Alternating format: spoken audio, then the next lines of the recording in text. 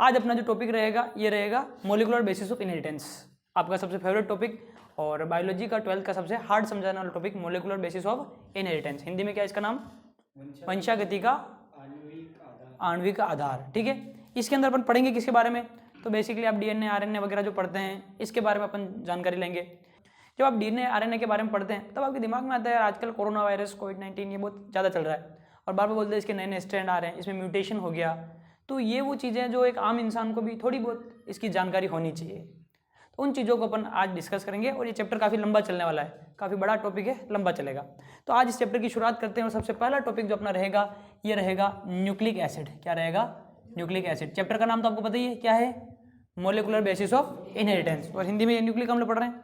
तो nucleic acid क्या होता है? तो सबसे पहले न्यूक्लिक एसिड एक्चुअल में एक एसिडिक सब्सटेंस है। क्या ये? Acidic substance. एसिडिक सब्सटेंस का मतलब ये एक अम्लीय पदार्थ होता है। नाम में आ रहा है एसिड, जिसके नाम में एसिड होगा वो कैसा होगा? एसिडिक होगा। ठीक है, इसके बारे में अगली बात ये कि इसकी डिस्कवरी किसने की? तो it is discovered by, nucleic acid को सबसे पहले किसने डिस्कवर किया? तो डिस्कवर्ड बाय फ्रेडरिक मिक्सचर। किसने डिस्कवर किया? फ्रेडरिक मिक्सचर नाम के एक साइंटिस्ट ने डिस्कवर किया। और इसने जो डिस्कवरी की थी इन पस सेल, किसमें की थी? पस सेल। पस सेल का मतलब मवाद कोशिकाओं के अंदर। तो पस होता है ना, पस निकलता है जिसको आप लोग अपने लोकल लैंग्वेज में क्या कहते हैं? पीप, है ना। तो उन पस सेल्स के अंदर डीएनए की खोज हुई थी, या सॉरी न्यूक्लिक एसिड की खोज हुई थी। और इसी ने बाद में जाके इसको नाम दिया, इसको नाम दिया न्यूक्लिन। क्या नाम दिया गया? न्यूक्लिन। तो ये बात अपन थोड़ी समझते हैं, न्यूक्लिन नाम कैसे क्या पड़ा। ये एक सेल है बेटा, और ये सेल है पस सेल। कौन सी सेल? पस सेल। अब इस पस सेल के अंदर ये रहा इसका न्यूक्लियस, दिस इज न्यूक्लियस। और न्यूक्लियस के अंदर इसको किसको? इस साइंटिस्ट को, फ्रेडरिक मिक्सचर को एक एसिडिक सब्सटेंस मिला। क्या मिला? एसिडिक सब्सटेंस, जो कि फोस्फोरस रिच था। क्या था? Phosphorus rich substance.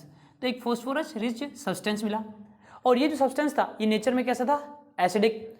और फिर बाद में इसी फोस्फोरस रिच सब्सटेंस को क्या नाम दे दिया गया? न्यूक्लिन नाम दे दिया गया। तो बताइए फोस्फोरस रिच सब्सटेंस कहाँ मिला? न्यूक्लियस के अंदर। कहाँ मिला?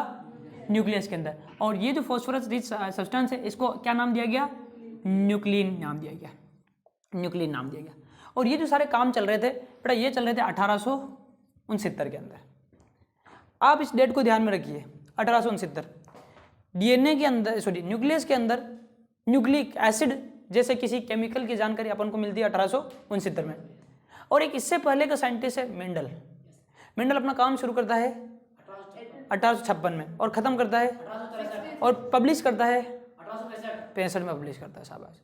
तो उसने अपना काम 65 में पब्लिश किया, और उसको डीएनए की जानकारी नहीं है, न्यूक्लिक एसिड की जानकारी नहीं है, जीन की जानकारी नहीं है, क्रोमोसोम की जानकारी नहीं है। इन सब के बिना एग्जैक्ट रिजल्ट देके गया मेंडल। तो क्या हम कह दें कि मेंडल अपने टाइम से बहुत ही ज़्यादा एडवांस साइंटिस्ट था? क्योंकि अब न्यूक्लिक एसिड ही दुनिया में पहली बार डिस्कवर हो रहा है 1869 में, और 1865 में तो अपने रिजल्ट पब्लिश कर रहा है। और उस वक्त के साइंटिस्ट उसको समझ नहीं पाए, जैसे कि आप लोग भी मेरे को समझ नहीं पाते हैं। चलिए, ये न्यूक्लिन नाम दिया गया। बाद में एक साइंटिस्ट था, जिसने इसको नाम दिया गया न्यूक्लिक एसिड। न्यूक्लिन का बाद में नाम क्या पड़ गया? Nucleic acid. तो इसका नाम आगे जाकर के न्यूक्लिक एसिड नाम पड़ गया। और ये न्यूक्लिक एसिड नाम देने वाले साइंटिस्ट जो थे वो थे अपने अल्टमान। कौन थे? अल्टमान। तो अल्टमान ने क्या किया? न्यूक्लिक एसिड को, न्यूक्लिन जो नाम दिया था उसी को आगे जाकर क्या कहा? न्यूक्लिक एसिड का। अच्छा, नाम में एसिड आ रहा है, इससे एक चीज़ क्लियर हो गई कि एक एसिडिक सब्सटेंस है। सही बात है। अब अपने मन में भी सवाल आता है कि यार न्यूक्लिक एसिड होती क्या चीज़ होगी, थोड़ा इसको समझे। तो आइए अपन स्टार्ट करते हैं न्यूक्लिक एसिड। तो ये जो न्यूक्लिक एसिड होता है बेटा, न्यूक्लिक एसिड, ये एक्चुअल में पॉलीन्यूक्लियोटाइड होता है। क्या होता है ये? पॉलीन्यूक्लियोटाइड। तो न्यूक्लिक एसिड एक्चुअल में पॉलीन्यूक्लियोटाइड है। पॉलीन्यूक्लियोटाइड क्या होता है सर? अरे जैसे आप पढ़ते हैं ना डीएनए आरएनए, तो डीएनए आरएनए वगैरह क्या होते हैं? पॉलीन्यूक्लियोटाइड होते हैं। तो न्यूक्लिक एसिड कह दीजिए ये क्या है? एक पॉलीन्यूक्लियोटाइड, जो या तो डीएनए होगा या आरएनए होगा। अच्छा, आप लोग इवोल्यूशन पढ़ चुके हैं तो आपके सभी के मन में ये थोड़ी बहुत जानकारी तो होगी कि डीएनए और आरएनए में पहले कौन आया? आरएनए आया। अब कैसे क्या उसको अपन समझेंगे। पॉलीन्यूक्लियोटाइड किसी न किसी चीज से बना है, बताइए किससे? न्यूक्लियोटाइड से। जब न्यूक्लियोटाइड यूनिट बार बार रिपीट होती है, न्यूक्लियोटाइड्स बार बार रिपीट होते हैं, तो क्या बन जाता है? पॉलीन्यूक्लियोटाइड। तो पॉलीन्यूक्लियोटाइड किससे बना है बेटा? न्यूक्लियोटाइड से। सभी साथ बोलेंगे तभी याद होगा, चैप्टर वरना याद ही नहीं होगा। तो देखिए नाम में टी आ रहा है। पॉलीन्यूक्लियोटाइड किससे बना है? न्यूक्लियोटाइड से बना है। न्यूक्लियोटाइड से बना है। अब दिमाग में सवाल पैदा होता है कि जो न्यूक्लियोटाइड है ये न्यूक्लियोटाइड किससे बना होगा? सवाल आया दिमाग में? तो जवाब भी आसान है। न्यूक्लियोटाइड दो चीज़ों से बना होता है। कितनी चीज़ों से? दो चीज़ों। पहली चीज़ ये बना होता है न्यूक्लियोटाइड, न्यूक्लियोसाइड, और दूसरी फॉस्फोरिक एसिड। कितनी चीज़ें बोली? दो, न्यूक्लियोसाइड और फॉस्फोरिक एसिड। तो ये रहा बेटा न्यूक्लियोसाइड, न्यूक्लियोसाइड नाम में ऐसा रहा बेटा, न्यूक्लियोसाइड। और दूसरी चीज़ है फॉस्फोरिक एसिड। कौन सा एसिड? Phosphoric acid. तो न्यूक्लियोसाइड और फॉस्फोरिक एसिड से बना होता है। चीज़ें क्लियर हो रही है? न्यूक्लियोसाइड और फॉस्फोरिक एसिड। नाउ अगर न्यूक्लियोसाइड की बात करें तो न्यूक्लियोसाइड दो चीज़ों का बना हुआ है। कितनी चीज़ों का? दो चीज़ों का। इसके अंदर एक तो होता है N2 बेस और दूसरी चीज़ होती है शुगर। दूसरी चीज़ क्या होती है? शुगर, जिसको हिंदी में क्या कहते हैं? शर्करा। और दूसरा क्या होता है? N2 बेस, जिसको हिंदी में क्या कहते हैं? नाइट्रोजन क्षार। तो बताइए न्यूक्लियोसाइड किससे बना होता है? N2 बेस और शुगर से। अब शुगर अपने पास दो होती है, अभी डिस्कस करेंगे। और नाइट्रोजनस बेस भी अपने पास दो होते हैं। कितने होते हैं? दो तरह के होते हैं। एक होते हैं प्यूरिन और दूसरे होते हैं पिरिमिडीन, पायरिमिडीन। ठीक है, तो प्यूरिन और पिरिमिडीन। अगर बात करें प्यूरिन की तो प्यूरिन कौन कौन है? एडेनिन और नालायक को ग्वानिन। एडेनिन और ग्वानिन। तो प्यूरिन में आते हैं एडेनिन और ग्वानिन, और पिरिमिडीन में आते हैं साइटोसिन, अच्छा ये सिस्टमेटिक, यूरेसिन, थाइमिन और साइटोसिन। पूरा नाम लिखूं? एडेनिन, ओके, इसका नाम गुआनिन, यूरेसिल, थाइमिन और साइटोसिन। यहाँ पर अभी मैं एक बात और करना चाहूँगा, साइटोसिन। एक बात और करना चाहूँगा मैं, यहाँ पर एक नाम आया थाइमिन। आपको इतना क्लियर है कि थाइमिन जो है एक पिरिमिडिन है। थाइमिन एक पिरिमिडिन है जो कि एक N2 बेस है, नाइट्रोजनस क्षार है, जो न्यूक्लियोटाइड के अंदर या कह दीजिए न्यूक्लिक एसिड के अंदर पाया जाता है। एक नाम है थियामीन। क्या नाम है? जो एक विटामिन है, विटामिन बी के अंदर पढ़ाते हैं।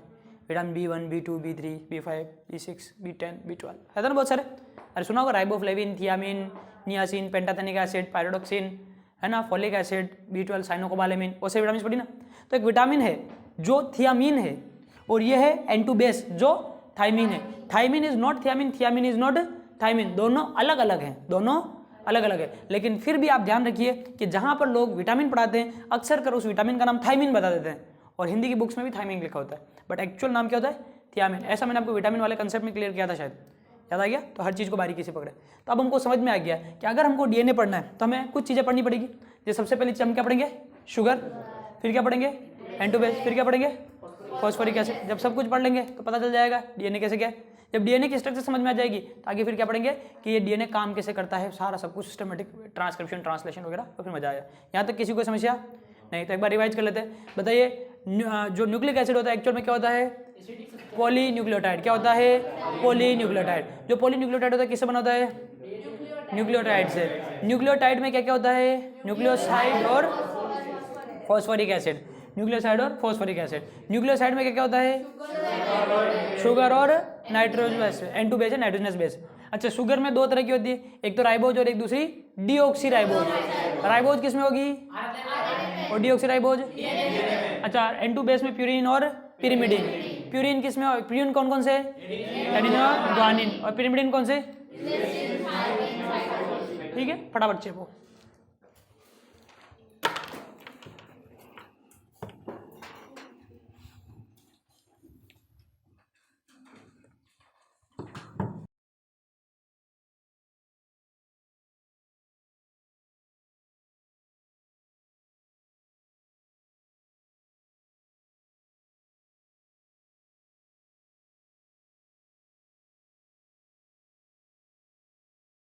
मैंने पहले मैसेज किया था, मैं कोशिश किया जल्दी आने की, पर मैं कहा पहले से कहूँगा जल्दी आ रहा हूँ, फिर बाद में कहूँगा नहीं आ रहा हूँ, तो दिक्कत हो जाएगी।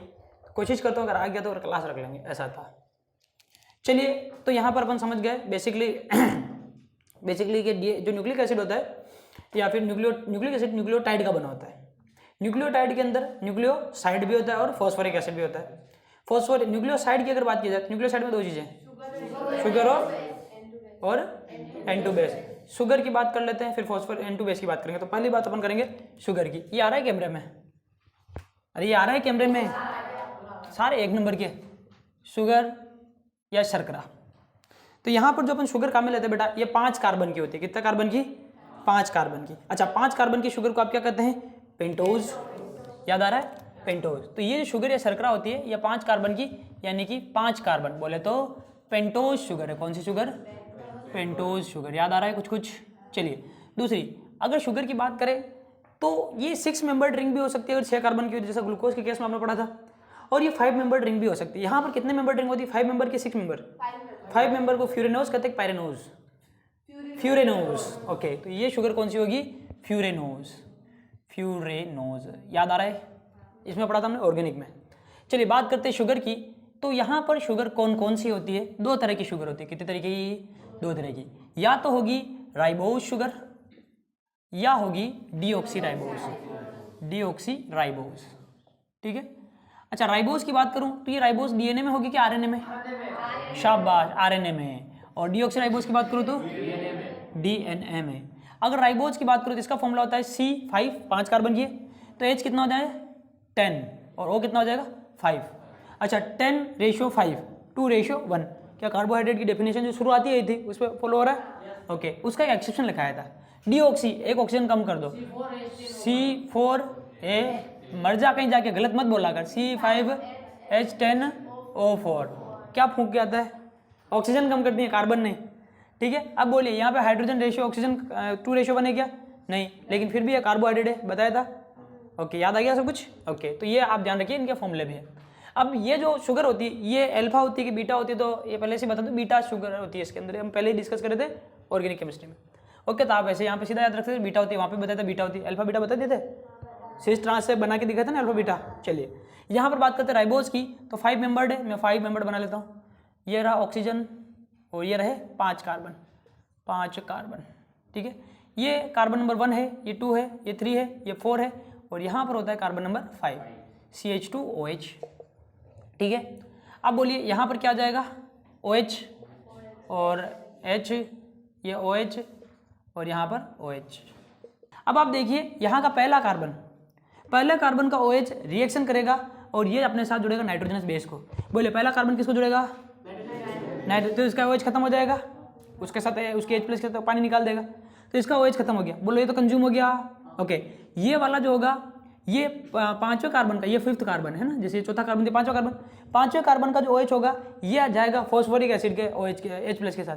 तो फॉस्फोरिक एसिड के साथ ये पानी फॉस्फोरिक एसिड के साथ पानी निकालेगा, और फॉस्फोरिक एसिड के साथ पानी निकाल करके फॉस्फोएस्टर बॉन्ड बनाएगा। कौन सा बॉन्ड, फॉस्फोएस्टर बॉन्ड, तो ये उसमें चला जाएगा, तो इधर तो फॉस्फोरिक एसिड जुड़ जाएगा, इधर N2 बेस जुड़ जाएंगे। अब ये और ये 2 आ गए। अब बताइए यहाँ पर N2 बेस जुड़ा हुआ बहुत छोटा कि बहुत बड़ा, बहुत बड़ा है। अरे N2 बेस बड़े होते हैं, फॉस्फोरिक एसिड छोटा होता है, तो N2 बेस बड़ा होता है साइज में। अब वो बड़ा है तो अगला जो भी जुड़ रहा है अगर दूसरे कार्बन पर जुड़ा तो रिपल्सन लगेगा नहीं लगेगा? तो इस मॉलिक्यूल को तो स्टेबल बनना है, तो कम रिपल्सन के लिए यहाँ ना जुड़ करके तीसरे कार्बन पर जुड़ेगा, तो अगला न्यूक्लियोटाइड इससे किससे जुड़ेगा, तीसरे कार्बन के। तो ध्यान रखिए इसके पहले कार्बन पर क्या है, N2 बेस, 5वें कार्बन पर, और तीसरे कार्बन पर न्यूक्लियोटाइड या न्यूक्लियोसाइड जो भी आगे जुड़ रहे वो जुड़ जाएंगे। अब बताइए ये वाला तो फ्री रह गया, ये फ्री रह गया, तो ये उछल कूद करेगा कि नहीं करेगा? तो बताइए इस ये वाला ऑक्सीजन जो है ये हाईली रिएक्टिव होगा कि नहीं होगा? होगा, क्योंकि ऑक्सीजन की आदत ही है रिएक्शन करना, तो ये होगा, रिएक्टिविटी इसकी क्या होगी, हाई, रिएक्टिविटी हाई। अच्छा, रिएक्टिविटी हाई तो बोलिए स्टेबिलिटी कम के ज़्यादा, कम, स्टेबिलिटी कम होता किसमें, आरएनए में। तो बोलिए डीएनए आरएनए में ज़्यादा स्टेबल कौन, डीएनए ज़्यादा स्टेबल है, डीएनए ज़्यादा स्टेबल है। अच्छा, जो भी वायरस होगा अगर वो आरएनए वायरस है तो उसके अंदर ये है, इसका मतलब उसके अंदर म्यूटेशन जल्दी होगा, म्यूटेशन जल्दी होगा, है ना। आरएनए वायरस में म्यूटेशन जल्दी होता है, समझ में आ गया, इसलिए अपन उसका एंटीडोट नहीं बना पाते। बोलो बात समझ में आ गई। अब इवोल्यूशन हुआ तो इवोल्यूशन में पहले क्या बना, डीएनए या आरएनए? अगर आरएनए पहले बनाया बेटा, इसका मतलब स्टेबिलिटी आई है, आरएनए पहले बनाए फिर डीएनए बनाए तो अनस्टेबल से स्टेबल की तरफ गए। तो आप बताइए ऑक्सीजन को रखना है क्या गायब करना है? गायब करना। अगर इवोल्यूशन करना है तो इस ऑक्सीजन को हटाना पड़ेगा। तो इवोल्यूशन हुआ, बिल्कुल हुआ, और ये ऑक्सीजन धीरे धीरे गायब हो गया। 1 दिन 2 दिन में नहीं, लाखों साल लग गए बेटा, लेकिन हुआ जरूर। ऐसा आप इवोल्यूशन में पढ़ चुके हैं, पढ़ा है, कुछ याद आ रहा है कि नहीं आ रहा? Evolution is a slow but continuous process. 1 2 तीसरा कार्बन है, तीसरा, और ये चौथा, और ये रहा 5वां CH2OH, ये 5वां कार्बन। अब बोलिए यहाँ पर तो आ जाएगा OH, यहाँ पर OH, ये OH किसके साथ बिजी हो जाएगा, N2 बेस के साथ। ये किसके साथ बिजी हो जाएगा, अगले न्यूक्लियोसाइड के साथ। ये किसके साथ, और यहाँ पे बचा है, जो बचा है वो हट गया। तो बताइए अब यहाँ पे ऑक्सीजन है ही नहीं, क्या ऑक्सीजन की कमी हो गई? ओह, डीऑक्सी, नाम में क्या गया, डीऑक्सी। तो राइबोज शुगर से इवोल्यूशन के दौरान बाद में क्या बनी, deoxy ribose. Is that clear? कोई दिक्कत किसी को नहीं। ये हमने शुगर पढ़ लिया। बोलिए डीएनए में कौन सी शुगर आती है? पेंटोज शुगर, क्योंकि कार्बन कितने होते हैं? 5। ये किस फॉर्म में होती है? फ्यूरेनोज फॉर्म में होती है ना, 5 मेंबर रिंग होती है। इसमें रिंग के अंदर कितने कार्बन होते हैं? 4। ऑक्सीजन कितना? 1। कुल मेंबर कितने? 5। और इसमें ओवरऑल कार्बन कितने? 5। ओवरऑल कार्बन कितने? 5। रिंग में कितने मेंबर? 5। रिंग में कितने मेंबर? 5। रिंग में कितने मेंबर? 5। रिंग में कितने कार्बन? 4। रिंग में कितना ऑक्सीजन? रिंग में कितने कार्बन? टोटल कितने कार्बन? लेकिन इसमें कितने कार्बन? 5। इसमें कितने कार्बन है? टोटल 5 है। टोटल 5 है, लेकिन इसमें एक कार्बन बाहर है। हाँ, और ऑक्सीजन की कमी है। इसमें ऑक्सीजन की कमी किस पोजीशन पे ऑक्सीजन कम है? गजब गजब गजब। अब आप इसको याद रख लियोगे, अब तो शायद भूलने की कोई बात ही नहीं है। नहीं है समझ आ गया? अगला शुगर के बाद अगला क्या पढ़ना है? N2 बेस पढ़ना है। चलिए स्टार्ट करते हैं। N2 base. थोड़ा कॉन्फिडेंस आ रहा है? डीएनए अच्छा हो जाएगा हमारा कि थोड़ा थोड़ा? पूरा बहुत बढ़िया। अब अपन बात करते हैं N2 बेस। N2 बेस कितने तरह के होते हैं? 2 तरह के। कौन कौन से? प्यूरिन और पिरिमिडिन। जरा देख के बताओ, प्यूरिन कौन, पिरिमिडिन कौन? एडेनिन ग्वानिन कौन है? शाबाश, मैं लिख रहा हूँ प्यूरिन। क्या लिखा मैंने? प्यूरिन। और इसमें कौन कौन है बताइए? एडेनिन ग्वानिन बाद में बात करेंगे, पहले प्यूरिन लिखता हूँ। ये प्यूरिन है ना। ओके, इधर बोलिए पिरिमिडिन। अच्छा एक बात बताऊँ, पिरिमिडिन के अंदर पिरिमिडिन रिंग होती है। बोलो कौन सी रिंग? तो पिरिमिडिन में कौन सी रिंग होगी? Pyrimidine ring. याद हो जाएगा। और प्यूरिन में अभी नहीं बता रहा। पिरिमिडिन की कौन सी रिंग? पिरिमिडिन। ये जो रिंग होती है ये एक ही रिंग होती है, इसलिए सिंगल रिंग है। कितनी रिंग? Single ring. अच्छा पहले मैं आपको एक चीज बता दूं, ये जो N2 बेस होते हैं, ये N2 बेस में ना कार्बन के अलावा इस रिंग के अंदर कोई और भी मौजूद होता है, नाइट्रोजन। शाबाश। तो नाइट्रोजन अगर रिंग में मौजूद है तो सारे एटम एक जैसे के अलग अलग, कुछ अलग भी आ गए। होमोसाइक्लिक की हेट्रोसाइक्लिक? शाबाश, ये हेट्रोसाइक्लिक होते हैं। कैसे होते हैं? तो ये हेट्रोसाइक्लिक है। क्या सभी को बात समझ में आ रही है? N2 bases are heterocyclic, not homocyclic. अच्छा बताओ, ये वाला हेट्रो के होमो? हेट्रो ही है बेटा, ऑक्सीजन है, नाइट्रोजन नहीं है तो कोई और आ गया। होमो तो बेंजीन है यार, होमो तो बेंजीन है। अच्छा बोलो, बेंजीन एरोमेटिक है क्या? क्योंकि उसमें 3 पाई बॉन्ड रिंग के अंदर घूम रहे तो हकल रूल को फॉलो हो रहा है। तो यहाँ पर भी हकल रूल को फॉलो करने वाले हैं, तो ये भी एरोमेटिक है। कैसे ये? तो बताओ ये N2 बेस कैसे होते हैं? एरोमेटिक। अगर इनको जलाएंगे तो कौन सा धुआं निकलेगा? काला धुआं। कौन सा धुआं? काला धुआं। ओके, ऐसा मजाक कर रहा हूँ। हेट्रोसाइक्लिक हम बायोलॉजी वाले नहीं जलाते, ऑर्गेनिक वाले जलाते रहते हैं। चलिए, हेट्रोसाइक्लिक और एरोमेटिक याद हो जाएगा। तो N2 base is heterocyclic and aromatic. Now pyrimidine single ring होता है। कितनी ring? Is that clear? Okay, मैं आपको एक पिरिमिडिन बना के दिखाता हूँ। 6 मेंबर बनाने हैं। 6 मेंबर बनाने हैं। ये रहा N, बन जा क्यों नहीं बन रहा? N, ये रहा। 2 नाइट्रोजन दिख रहे क्या? ओके, दिख गए सबको 2 नाइट्रोजन। अच्छा, ये डबल बॉन्ड, ये सिंगल, फिर डबल और ये सिंगल, इस तरह का। किसी कोई समस्या नहीं? अब बोलिए, ये नाइट्रोजन जो आपको दिखाई दे रहा है, इस नाइट्रोजन के अंदर ओवरऑल रिंग में कितने मेंबर हैं? टोटल 6। इस 6 में से कार्बन कितने हैं? 4 कार्बन प्लस नाइट्रोजन कितने? 2 नाइट्रोजन। इस रिंग को पिरिमिडिन रिंग कहते हैं। क्या कहते हैं? आज सुबह ऑर्गेनिक में जो पढ़ाया था वो पिरिडीन थी। मेरे को तुम्हारे दिमाग में वही चल रहा है, आपको पता है। ओके, अभी मैं नाइट्रिफिकेशन वगैरह कुछ करा रहा था, फिर इनडायरेक्ट कराया था, याद आया? एनिलीन का। हाँ चलिए, ये हो गया सिंगल रिंग है। ओके, अब अगर बात करें तो इसकी नंबरिंग करनी पड़ती है ऑर्गेनिक के अकॉर्डिंग। 1 2 3 4 5 6 नंबरिंग कर दी। This is pyrimidine single ring. कोई डाउट नहीं? नाउ प्यूरिमिडिन पे आ जाते हैं। Pyrimidine is a double ring structure. कितने रिंग होती है? Double ring structure. तो इसमें डबल रिंग होती है। पहली रिंग तो यही है, पिरिमिडिन रिंग। तो प्यूरिन में एक रिंग कौन सी होती है? पिरिमिडिन। चलो बना देता हूँ मैं ताकि संतुष्टि हो जाए। प्यूरिन में एक रिंग तो कौन सी होती है? पिरिमिडिन। तो ये ऐसी बना दूँ मैं, 1 2 दिख गया। ये तो एज इट इज रिंग बना दी। अब इसमें एक रिंग और जुड़ी होती है, N और ऐसे। बोलो बात समझ में आ गई क्या? तो इसमें कितनी रिंग हो गई? 2। ये वाली रिंग कौन सी बन जाएगी? Pyrimidine ring. ये आई से और ये आई से। अगर ये आई से तो फिर ये आई से। हाँ जी, हमें एग्जैक्ट जानकारी उसकी नहीं चाहिए, हमें बस एक आइडिया चाहिए। ऐसे बना दिया। ओके, अब इसमें नंबरिंग करते हैं। इधर से नंबरिंग होगी 1 2 3 4 5 6 और यहाँ पे हो जाएगा 7 8 और 9। ऐसे नंबरिंग करते हैं। ठीक है, चलो नंबरिंग करी मैंने इसकी। ओके, अब ध्यान से देखिएगा, यहाँ पर कितने कितने डबल रिंग हो गई। अब इसमें ओवरऑल कार्बन गिनते हैं, कार्बन कितने हैं, नालायक को 5 कार्बन, कितने कार्बन। अब नाइट्रोजन ओवरऑल कितने हैं, 4, तो प्लस 4 क्या हो गए, नाइट्रोजन। अब एक काम करेंगे, अपने मॉड्यूल में चित्र देखो, ये वाले चित्र जो मैंने बोला था शुरू में दिखाए थे वो देखो। सबसे पहले ऊपर देखो किसका चित्र बना हुआ है, एडिनिन का बना हुआ है, एडिनिन का। अब बोलो एडिनिन किसके जैसा दिख रहा है, इसके जैसा ना, प्यूरिन की पिरिमिडिन, अरे एडिनिन प्यूरिन। अब प्यूरिन देखो एच डी दिख रहा है, एच डी। अगर इसकी नंबरिंग कर दी जाए तो यहाँ पर देखो 6 नंबर पे NH2 जुड़ा हुआ है, मिल गया। ग्वानिन में देखो 6 नंबर पे NH2 नहीं है, 2 नंबर पे NH2 है और 6 पे 4 पे ऑक्सो, 6 पे ऑक्सो है, यस, ठीक है ना। इसका मतलब इन सब की स्ट्रक्चर याद की जा सकती है अगर थोड़ा सा दिमाग लगाएं। कैसे, हम इन सब का स्ट्रक्चर याद नहीं करेंगे, इनका IUPAC नाम याद कर लेंगे तो सबकी स्ट्रक्चर याद हो जाएगी। चलिए IUPAC नाम याद करते हैं। आप जानते हैं कि यहाँ पर इसमें कौन आएंगे, इसमें कौन आएंगे प्यूरिन के अंदर। प्यूरिन की अगर बात की जाए एडेनिन और ग्वानिन। ना एडेनिन का नाम याद करेंगे एक साथ, एडेनिन का नाम याद करेंगे 6 एमिनो प्यूरिन, 6 एमिनो पूल लिख दो, समझ आओगे, 6 एमिनो। अच्छा, 6 नंबर पे क्या जोड़ दो, NH2, क्या बन गया, बोले तो एडेनिन।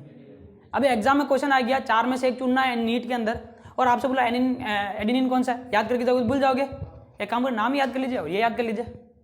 क्लियर के नॉट क्लियर, क्लियर। चलिए अब आप ग्वानिन का देखेंगे तो ग्वानिन का नाम क्या लिखा होगा, 2 एमिनो 6 ऑक्सो, 2 एमिनो 6 ऑक्सो, फिर आगे क्या है, प्यूरिन, 2 एमिनो 6 ऑक्सो प्यूरिन। अब बोलिए 2 पे क्या लगा देंगे, NH2, देखो उसके अंदर, यस, और 6 पे क्या लगा देंगे, ऑक्सो। बोलो हो गया, समझ में आ गया। तो आपका ये बन जाएगा ना, ये 2 याद हो गए। इस पे आ जाते हैं बेटा, इस पे। अब इसमें पिरिमिडिन में कौन कौन से हैं, तो पिरिमिडिन में आपके पास 3 है, UTC, यही तो है, UTC। यू की बात करते हैं, यू बोले तो यूरेसिल। हाँ, यूरेसिल की बात करें तो यूरेसिल के आप स्ट्रक्चर को उधर देखिए, उधर देखो कितने ऑक्सो, 2 के 1, 2, कितने कितने पोजीशन पर, 2,6, तो 2,6 डाईऑक्सो पिरिमिडिन, 2,6 डाईऑक्सो पिरिमिडिन, PY लिख दो, समझ जाएंगे, पिरिमिडिन। अरे हुआ कि नहीं हुआ। चलिए अब थाइमिन को देखते हैं। थाइमिन को मत देखो यार, यूरेसिल को देखो। यूरेसिल के 5वें नंबर के कार्बन पर CH3 जोड़ दो, उधर देखो, यूरेसिल के 5वें नंबर के कार्बन पर CH3 जोड़ दो, 5वें नंबर के कार्बन पर CH3, 5 methyl uracil, okay, 5 methyl uracil, 5 methyl, ये आया हुआ क्वेश्चन है, 5 मिथाइल यूरेसिल DNA। इसका थाइमिन का नाम बताना था, 5 मिथाइल यूरेसिल। याद हो गया क्या, हाँ यूरेसिल, अरे यार भावनाओं को समझो तुम, यूरेसिल, यूरेसिल क्या लिख रहा हूँ मैं, 5 मिथाइल यूरेसिल, सही बात है।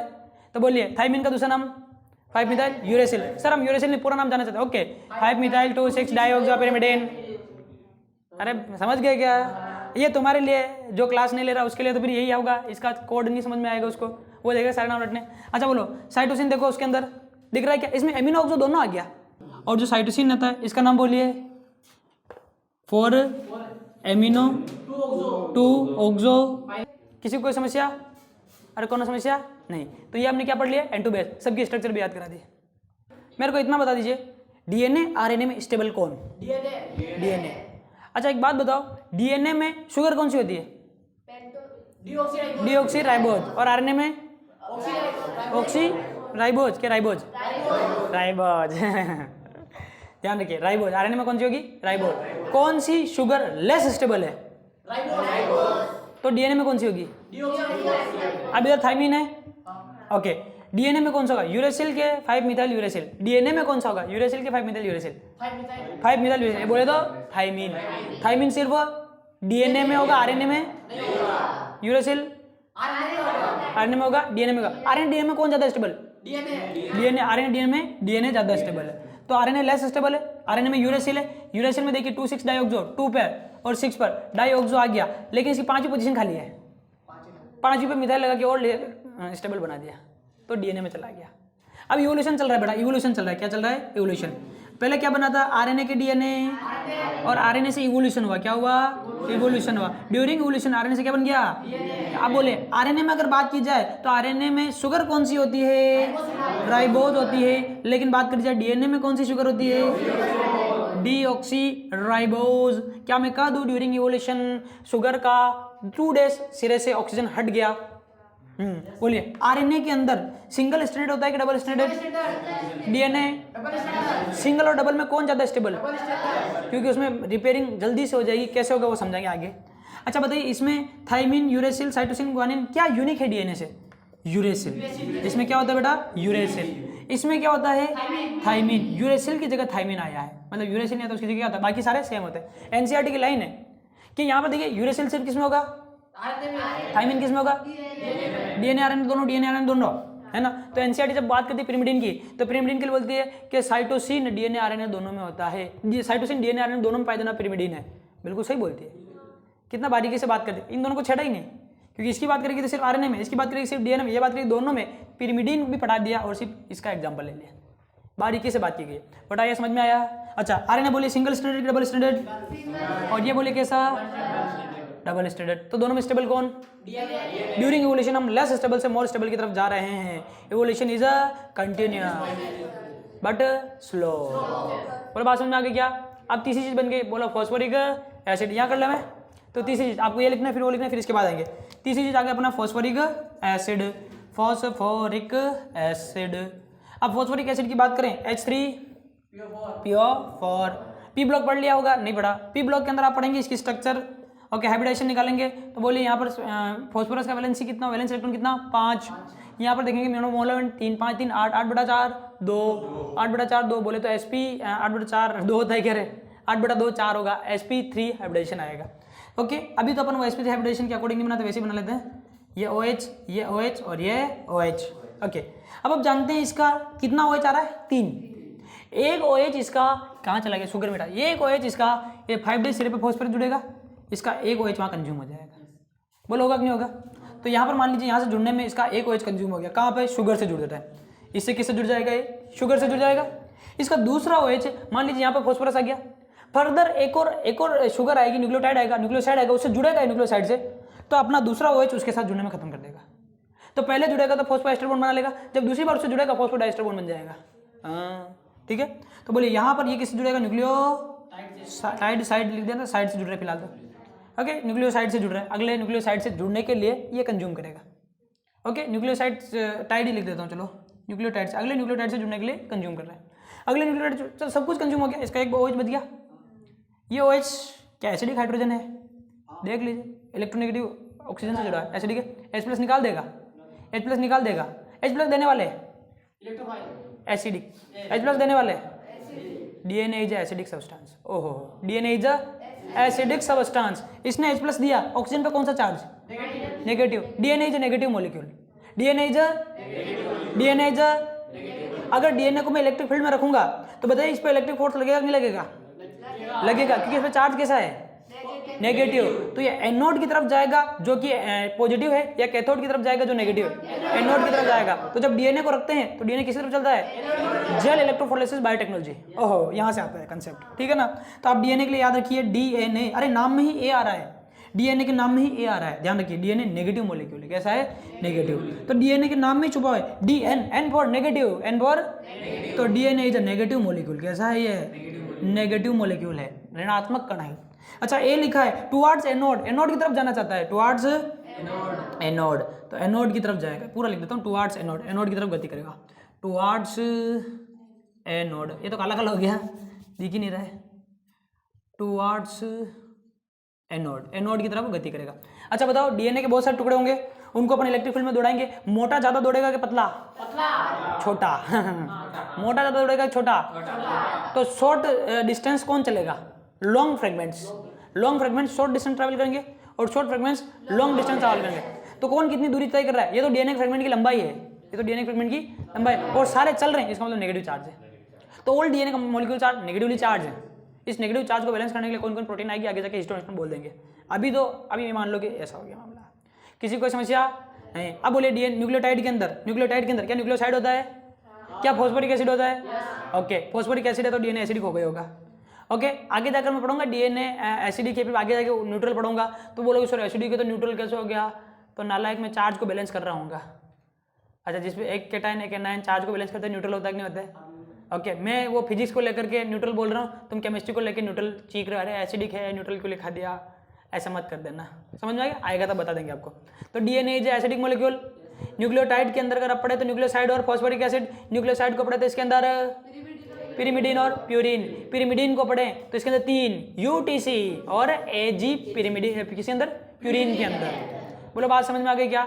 ओके, इसके बाद में बात करें किसकी अपन, ओके तो शुगर की बात करें, आरएनए में राइबोज, डीएनए में डीऑक्सीराइबोज, किस पोजीशन पर ऑक्सीजन नहीं है, सेकंड पोजीशन पर। अच्छा, इसके 5वें कार्बन से कौन जुड़ने वाला है, फॉस्फोरिक एसिड। पहले कार्बन से कौन जुड़े, N2 बेस, क्या जुड़ेगा, N2 बेस।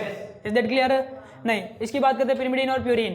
पता है पिरिमिडीन कितने रिंग होती है, डबल रिंग, कितने रिंग होती है, डबल रिंग। ये कितने रिंग, सिंगल रिंग में एक ही रिंग है जिसका नाम है पिरिमिडीन रिंग। इसमें 2 रिंग है, पिरिमिडीन रिंग और इमिडाजोल रिंग, आपको याद नहीं करना। ओके, अब इसमें देखिए 4 कार्बन और 2 नाइट्रोजन, इसमें बोलिए 5 कार्बन और 4 नाइट्रोजन होते हैं। ओके, अब बोलिए नंबरिंग मैंने कर दी है तो आप तो सीधे नाम याद रखेंगे। एडेनिन जो है, एडेनिन का नाम बोलिए, गुआनिन का नाम बोलिए, 2 एमिनो 6 ऑक्सो पिरिमिडीन। अच्छा, यूरेसिल का नाम बोलिए, 2,6 डाइऑक्सो पिरिमिडीन। इसका नाम बोलिए 5 मिथाइल यूरेसिल, और पूरा नाम पूछ ला तो 5 मिथाइल 2,6 डाइऑक्सो पिरिमिडीन। आरएनए से डीएनए बन रहा है, एवोल्यूशन हो रहा है। ओके, राइबोज से कौन सी शुगर आ गई, क्या शुगर का एवोल्यूशन हो गया, यूरेसिल से कौन आ गया, क्या N2 बेस का एवोल्यूशन हो गया, सिंगल स्ट्रैंड से क्या बन गया, क्या स्टेबिलिटी बढ़ गई। अब पढ़ेंगे फॉस्फोरिक एसिड। फॉस्फोरिक एसिड में कौन सा हाइब्रिडाइजेशन फॉस्फोरस का, sp3। ओके, यहाँ पर कितने OH, एक OH किससे जाएगा, शुगर से, दूसरा किससे, और बचा हुआ एक फिर इसको एसिडिक बना देगा। बोलो बात समझ में आ गई? DNA is negative molecule, move towards short fragments long distance, large fragments short distance small distance. बात समझ में आ गई? अरे यार 7:30 बजे, टाइम का पता नहीं चला, फटाफट चेपो चेपो चेपो। अरे अभी भी बच्चे क्लास छोड़ रहे हैं।